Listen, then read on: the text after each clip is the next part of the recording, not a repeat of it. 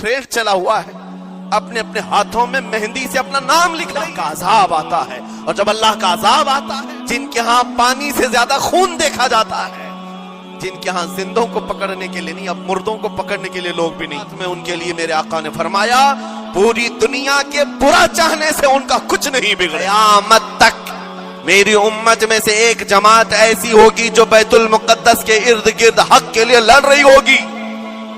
हुजूर ने फरमाया क़यामत तक लड़ती रहेगी, लेकिन साथ में उनके लिए मेरे आका ने फरमाया पूरी दुनिया के बुरा चाहने से उनका कुछ नहीं बिगड़ेगा। इसका मतलब क्या है? अगर आप हमसे पूछते हैं कुछ नहीं बिगड़ेगा, हुजूर ने फरमाया कुछ नहीं बिगड़ेगा, लेकिन हम तो देख रहे हैं उनके घर तबाह हो गए, बच्चे मर गए, छोटे बच्चों के सरों से बाप का साया निकल गया, किसी के सामने उसकी मां की तड़पती हुई लाश है, और हदीस में कहा जा रहा है उनका कुछ नहीं बिगड़ेगा। सब तो बिगड़ गया, माल भी गया, दुकान भी गई, तिजारत भी गया, घर भी गए, औलाद भी, रिश्तेदार भी, और हदीस में कहा जा रहा है कुछ नहीं बिगड़ेगा। मेरे अजीजों याद रखो, मेरे आका का फरमान हक है, कुछ नहीं बिगड़ेगा का मतलब क्या है? ये तमाम असबाब जाने का मतलब ये नहीं कि बिगड़ गया, बिगड़ा तो उसका है जिसका ईमान बिगड़ गया। ईमान जिसका गया उसका सब बिगड़ गया।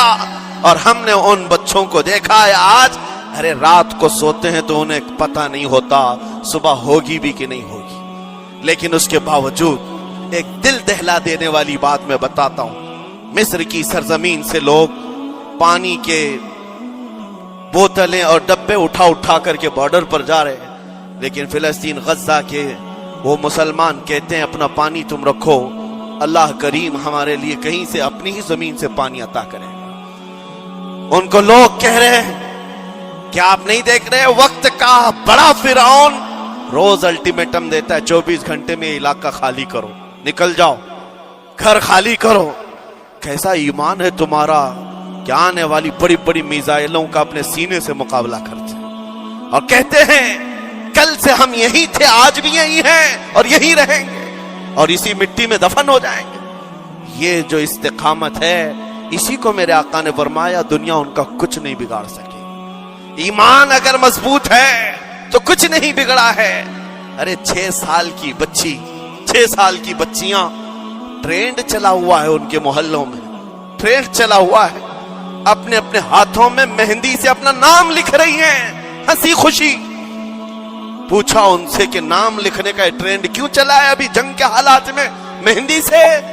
कहती हैं कल को अगर हम उड़ गए, चेहरा नहीं मिला, जिस्म नहीं मिला, हाथ अगर बचा हुआ हो तो नाम देखकर हमारे माँ बाप पहचान तो सके। शहादत का ये जज्बा, शहादत का ये जज्बा 6 साल के बच्चों में अगर आया है, यकीनन उनके सीनों में ईमान मौजूद है, ईमान मौजूद है। मेरे अजीजों जरा अपने हालात पर जरा तवज्जो करो। मौला करीम ने हमें किस चीज की कमी दी? कौन सी चीज कम आई हमारे घर में? हम तो मुरक्कन ग़िज़ाएं रोज खाते हैं। आज हमारे पास सारी नेमतें अल्लाह ने दी हैं, हम अय्याशियों के अड्डों पर पूरी रात गुजारते हैं। हमारे शहर आज जिस गली से गुजर जाएं, सुबह की अजान तक यहां गप्पे लगाते हुए खड़े रहे। ऐ मेरे अजीजों, हालात तो हमारे ऐसे हैं कि खा खा करके चर्बियां चढ़ गई। हमें उनका क्या एहसास हो पाएगा? उनका क्या एहसास हो पाएगा जिनके यहां पानी से ज्यादा खून देखा जाता है, जिनके यहां जिंदों को पकड़ने के लिए नहीं, अब मुर्दों को पकड़ने के लिए लोग भी नहीं है। अजीज़ान गिराम वक़ार, जनाजा उठाने के लिए लोग पूरा दिन इंतजार करते हैं, कोई नहीं है। पुरसाने हाल इन सब हालात के बावजूद मैंने एक बच्चे को भी वहां से ये कहते हुए नहीं सुना कि हम पर बहुत बड़ा जुल्म हो रहा है, हमको यहां से निकाल लो, मदद करो, कोई आओ। नहीं, वो सब सिर्फ इतना ही कहते जो कुछ हो रहा है हम अल्लाह के पास जाकर कहेंगे, ये सारे मामलात हम अल्लाह की बारगाह में शिकायत करेंगे। यह है ईमान, यह है इस्तिकामत। और मेरे आका सल्लल्लाहु तआला अलैहि वसल्लम के फरमान आलीशान के मुताबिक उनके लिए इतनी ही बड़ी दौलत काफी है। आखिर में मैं इतना कहूंगा, इजराइल के कुत्ते और सालिम मिलकर ईंट से ईंट बजा दें, उनके टुकड़े टुकड़े करके राख कर दें, तब भी हम कहेंगे फतह तो बैतुल मुक़द्दस کی ہی ہے، فتح تو ان مظلوموں کی ہے جن کے پاس کھونے کے لیے کچھ نہیں تھا، پھر بھی وہ ڈٹے رہ گئے۔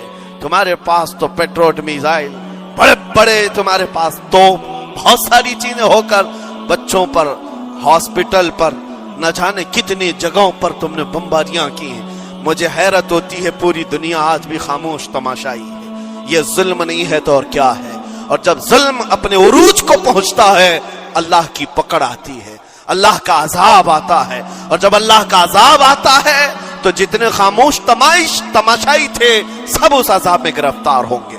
اس لیے میرے عزیزو، آپ ہم سے اگر یہ پوچھتے ہیں ہمیں یہاں بیٹھ کر کرنا کیا چاہیے، ہم کیسے کریں، تمہارا دل اگر رو پڑا ان کے دردوں سے، یہ بھی لکھا جائے گا، یہ بھی لکھا جائے گا۔ یہ بندہ جا تو نہیں سکتا تھا لیکن اپنے بھائی کے درد میں ایسا بے قرار تھا کہ اس کا کھانا چھوٹ گیا تھا، ایسا بے قرار تھا کہ اس کی نیندیں ختم ہو گئی تھی، یہ بھی لکھا جائے گا اللہ کی بارگاہ میں۔ لیکن یہاں بیٹھ کر کے ہم عیاشیوں پر عیاشیاں کریں، اپنے گناہوں سے کبھی باز نہ آئے، تو پھر میرے عزیزو ان نہت مظلوموں کے ہم بہت خطرناک قسم کے دشمن کہلائیں گے۔